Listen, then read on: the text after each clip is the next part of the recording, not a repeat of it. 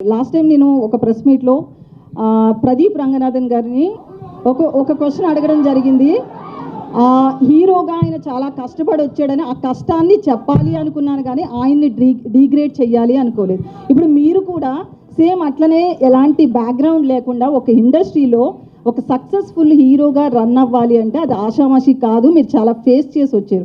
ఏం చెప్తారు దాని గురించి ఒక హీరోగా? నన్ను అడగండి అమ్మా, పర్లేదు, కానీ పక్క స్టేట్ నుంచి ఒక హీరో వచ్చినప్పుడు అలా కించపరిచే క్వశ్చన్లు అడగడం మంచిది కాదని నాకు తప్పుగా కాదు. నన్ను అడిగితే మీరు కానీ నేను కానీ మనం అవుతామ్మా. మీరు నన్ను ఒక మాట అన్నా పడతాను, నాకు ఏదైనా ఒక మాట చెప్పినా పడతాను. పక్క స్టేట్ నుంచి ఒక హీరో మన దగ్గరకు వచ్చినప్పుడు మీ లుక్స్ ఇలా ఉన్నాయి ఏంటి అని చెప్పి అలా కించపరచడం అయితే నాకే చాలా బాధగా అనిపిస్తుంది. విన్నారా కిరణ్ గారు? మీరు క్వశ్చన్ చాలా మంది కట్ చేసి పెడుతున్నారు, అది విన్నారా పూర్తిగా? చాలా మంది జర్నలిస్టులు కూడా ఒక పిఆర్ కంటెంట్ యాడ్ చేయడం కోసము జర్నలిస్టులో ఎంకరేజ్ చేసి ఏదో చేస్తున్నారు. ఓకే, అదంతా వేరే విషయం. అసలు క్వశ్చన్ పూర్తిగా విన్నారా? కట్ చేసిన క్వశ్చన్ విన్నారా? మీరు అన్నది అమ్మా, లేదు నేను పూర్తిగా విన్నానమ్మా. అంటే నా ఉద్దేశం ఏం లేదు, విత్ రెస్పెక్ట్ యూ అండి, విత్ రెస్పెక్ట్ టు యూ. నేను అడిగింది ఏంటంటే, నేను అన్నది ఏంటంటే, నిజంగా పక్క స్టేట్ నుంచి ఒక హీరో ఇక్కడికి వస్తున్నారంటే మన రెస్పెక్ట్